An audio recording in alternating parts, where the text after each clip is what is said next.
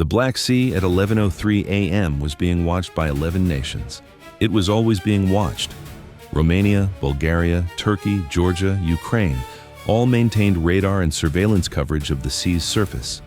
Satellite passes covered the central basin at intervals averaging less than 40 minutes. AIS tracking networks logged every vessel broadcasting a transponder signal. On any Tuesday morning in the Black Sea, the number of agencies and governments tracking surface contacts was high enough that a sandbar could not have emerged unobserved. This was not a guarantee of safety. It was a guarantee of witnesses. The U.S. destroyer was transiting the Black Sea on a freedom of navigation operation coordinated with 6th Fleet and with the Turkish Maritime Authority under the Montreux Convention, the treaty governing warship access through the Turkish Straits, limiting non-Black Sea warship transit to 21 days. The destroyer was on day 7. Its presence was legal, documented, and known to every party that cared to check, including the Russian Black Sea Fleet headquarters in Sevastopol, which had been tracking it since the Bosphorus transit. At 11:03 a.m., 3 contacts changed their behavior simultaneously. The 3 contacts had been logged in the CIC since 0830. 3 Karakurt-class corvettes operating in a loose spread formation approximately 12 nautical miles to the north, moving at roughly the destroyer's speed on a parallel track. The Karakurt-class was a small, capable vessel, 800 tons displacement, 67 meters overall length, equipped with Caliber cruise system cells and a close-in weapons suite.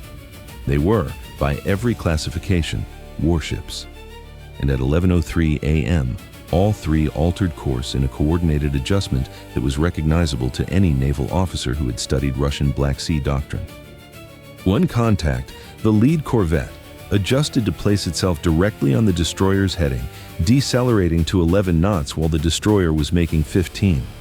One contact adjusted to a bearing that would bring it to the destroyer's port quarter at approximately 700 yards. One contact adjusted to the starboard quarter at approximately 700 yards. 2 astern and to the quarters, 1 ahead and decelerating. The box formation. Not the same box as a fast boat swarm. The Russian box was slower and more deliberate.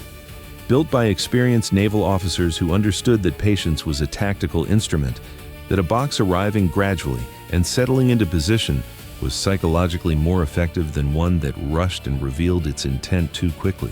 The CIC watch officer updated the contact log and pressed the intercom. Bridge, CIC. 3 Karakurt corvettes have altered course simultaneously. Formation geometry consistent with box maneuver.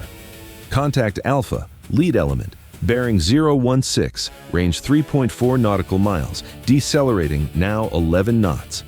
Contact Bravo, port quarter, bearing 315, range 4.1 nautical miles, closing. Contact Charlie, starboard quarter, bearing 069, range 4.8 nautical miles, closing. CPA estimates Alpha forward 400 yards. Bravo port quarter 700 yards.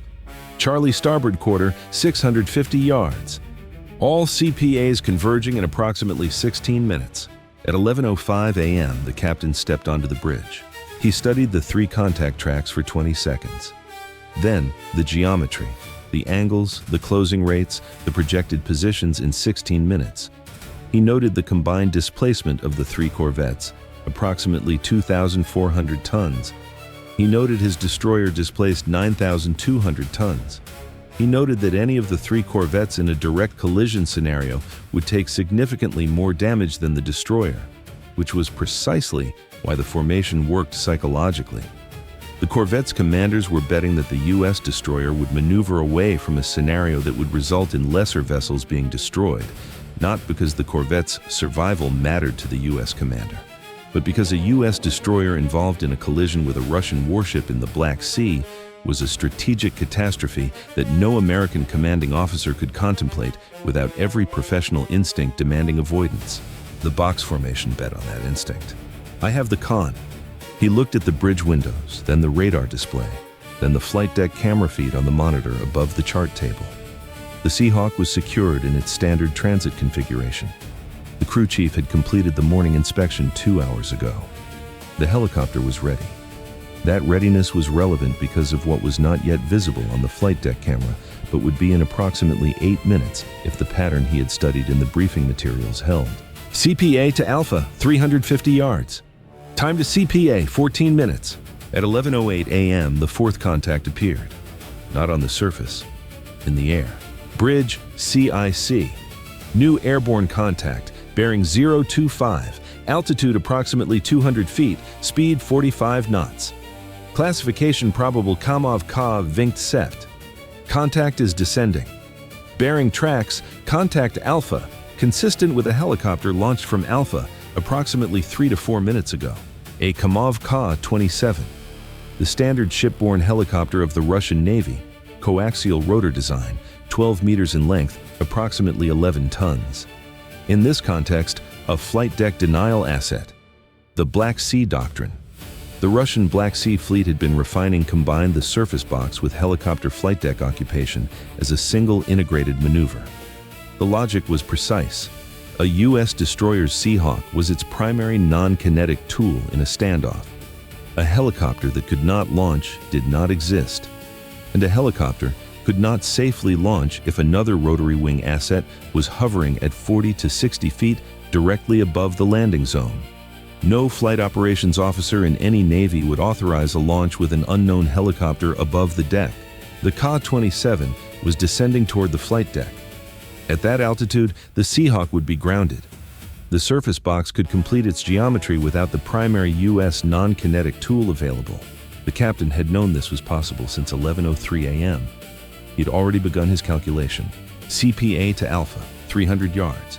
Time to CPA, 12 minutes. The Ka-27 reached the destroyer's flight deck at 11:10 a.m., establishing a hover at approximately 55 feet above the deck surface. Through the flight deck camera feed, the image was clear. Coaxial rotors above the landing zone, downwash visible as a circular disturbance on the deck below. The Seahawk crew had suspended their pre-launch sequence.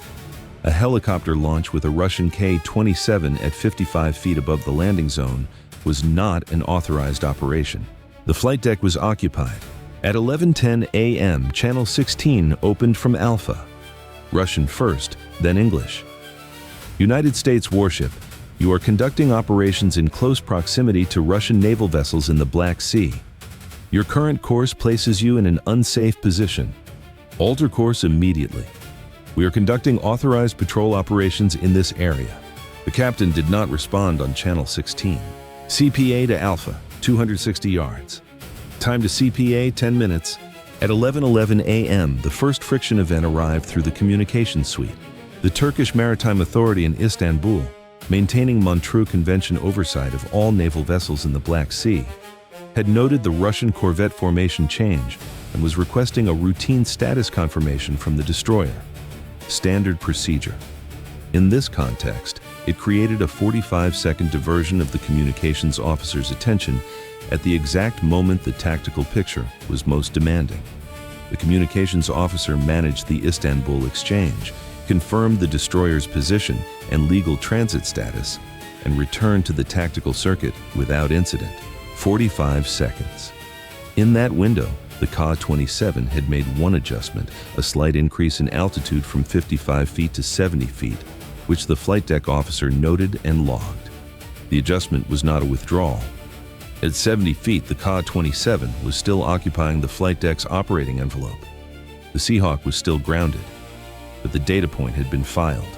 CPA to Alpha, 230 yards. Time to CPA, 8 minutes. The captain stood at the center bridge window.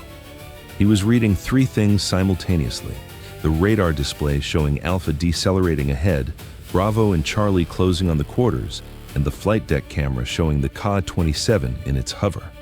He was also reading the variable none of the radar displays captured: the geometry of what would happen if the destroyer altered course significantly in the next 8 minutes. The box formation worked when the boxed vessel held its course. The 3 Karakurts had been positioned for the destroyer's current heading and speed. Any significant course alteration would change their calculations.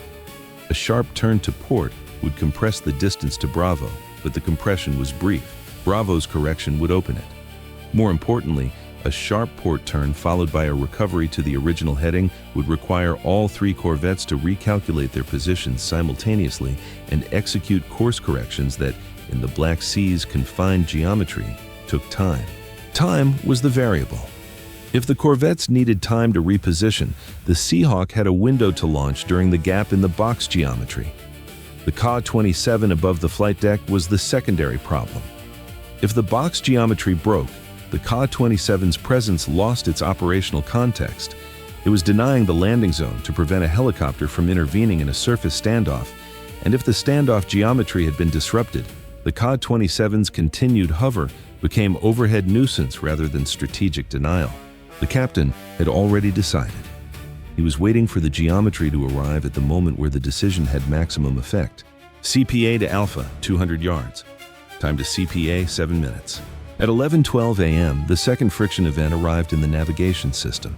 The Black Sea current near the Romanian coast had been briefed at approximately 0.8 knots westward. At 11:12 a.m., the navigation officer reported the current was running at 1.4 knots, consistent with the wind gradient building since 0900 but not fully captured in the morning forecast. A 0.6 knot current variance in normal transit conditions was minor. In the context of a planned high-speed turn with 3 corvettes in close proximity and a helicopter above the flight deck, it changed the precise timing of the turn radius calculation, specifically how aggressively the port turn needed to be to achieve geometry disruption without compressing on Bravo's position before Bravo had time to respond. The navigation officer reported it. The captain adjusted his timing mentally by approximately 40 seconds. He said nothing. The adjustment had been made. CPA to Alpha, 180 yards. Time to CPA, 6 minutes. At 11:13 a.m., the Seahawk crew received a silent advisory from the flight deck officer. Stand by for possible emergency launch. No further detail. Acknowledge. The crew acknowledged. They were at ready-to-launch posture, different from launch sequence, different from airborne. The advisory meant, be ready the moment the deck is clear, because the deck may become clear on very short notice. The helmsman had been on watch since 700, 54 minutes from rotation. He had held course 020 at 15 knots since the watch began, and the quality of his attention at the wheel had changed in the past 18 minutes. The specific heightened readiness experienced helmsman maintained before a complex maneuver without being told to. His hands were at 10 and 2, ready for an instruction that had not yet arrived. CPA to Alpha, 160 yards. Time to CPA, 5 minutes. At 11:15 a.m., Channel 16 broadcast from Alpha for the second time. English. United States warship, you are approaching a position of unsafe proximity to Russian naval vessels. This is your final advisory. Alter course immediately. Final advisory.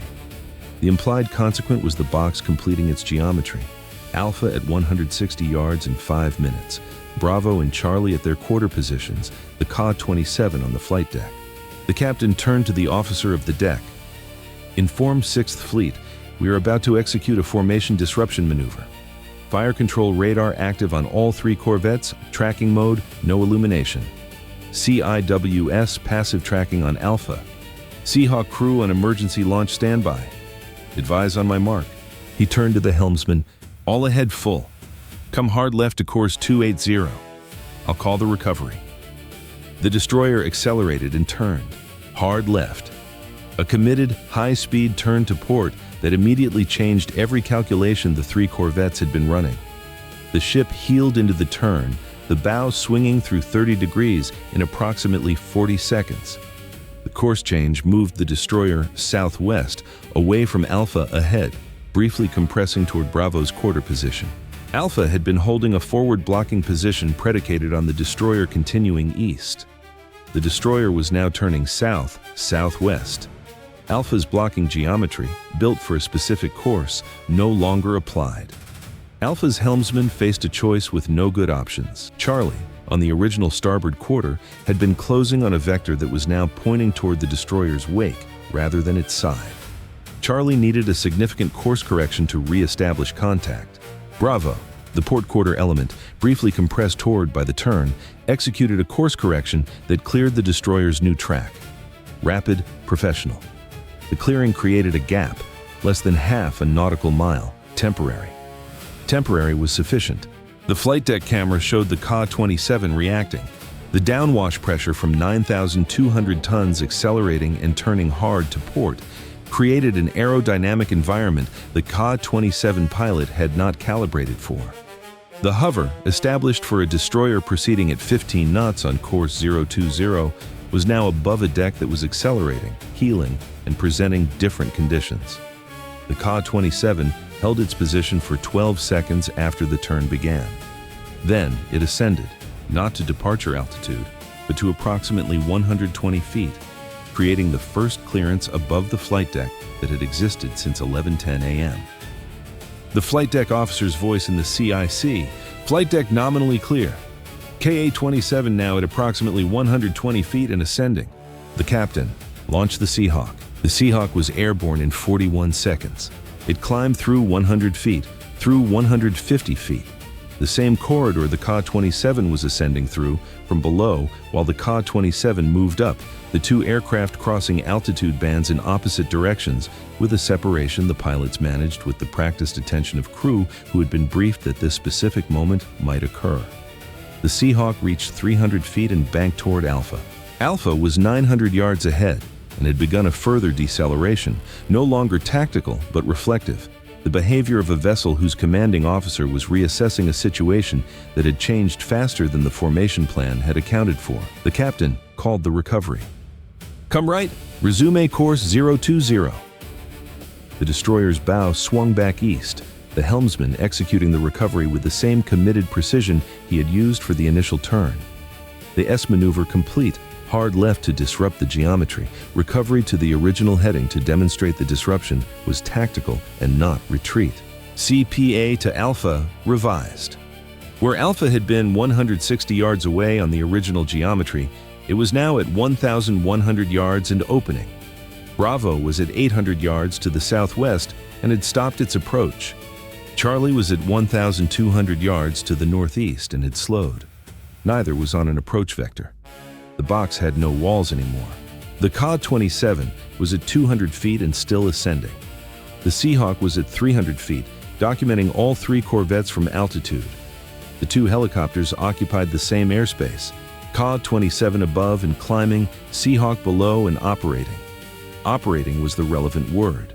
At 11:18 a.m., the Seahawk positioned between the destroyer and Alpha at 300 feet and activated its searchlight toward Alpha's bridge structure. Alpha's bridge crew saw a Seahawk at 300 feet with a searchlight pointed at them. At 11:19 a.m., Alpha reduced speed from 8 knots to 5 knots. Not the deceleration of a vessel maintaining a blocking position. The deceleration of a vessel that had completed its role in the formation and was transitioning to a new posture or abandoning the posture entirely. That speed reduction, after the turn was already complete, after the Seahawk was already airborne, after the geometry was already resolved, was the tell. A signal from Alpha's commanding officer that the encounter's active phase was over. The blink came in 3 layers. CPA display, Alpha's speed readout continuing from 5 to 3 knots. The CPA projection steady at 1,200 yards and climbing. Then Bravo. A 2-degree bearing drift to the west, moving the contact marginally away. Then Charlie, a speed reduction from 10 to 8 knots, the deceleration of a crew performing a transition when the scenario they had been operating for was no longer the scenario they were in. Alpha speed reduction, now 3 knots. Bravo bearing drift to west, CPA opening. Charlie speed reduction, 8 knots. All 3 contacts are opening. The Ka-27 turned northeast toward Alpha's position, returning to its parent vessel. The flight deck was fully clear. On the bridge, no one spoke for a long moment. The helmsman held course 020. He had executed the hard left turn and the recovery and had put the ship back on the original heading with the precision of someone who understood that returning to the original course was not a cosmetic gesture. It was the statement that the maneuver had been a tactic, not a concession. The destroyer was exactly where it had been before the box arrived, on the same course, at the same speed, continuing the same transit. The box had moved around the destroyer. The destroyer had not moved for the box. The officer of the deck exhaled once, quietly. He had been watching the flight deck camera feed since the Ka-27 first appeared at 11:08 a.m., and the 17 minutes of the Ka-27's presence above the flight deck had been 17 minutes of watching a problem that was real and proximate and directly above the ship's most important non-kinetic asset. The Seahawk being airborne was a resolution that arrived not through the Ka-27 leaving, but through the destroyer making the Ka-27's presence irrelevant by changing the geometry it had been designed to support. The captain stood at the center window and watched Alpha's speed readout on the radar repeater until it steadied at 3 knots and held through 2 full sweep cycles. Then he turned. Secure fire control radar. CIWS passive mode. Seahawk, maintain current position for 15 additional minutes and document the full formation withdrawal, then recover on my call. A pause. Resume normal watch rotation. Another pause. Helmsman. Well executed. He walked to the chart table. The Black Sea transit continued. Day 7 of 21. The record assembled here speaks in the language the ocean keeps. 3 Russian Karakurt-class corvettes, combined displacement approximately 2,400 tons, established a coordinated box formation around a U.S. destroyer conducting a lawful freedom of navigation transit in the Black Sea at 11:03 a.m.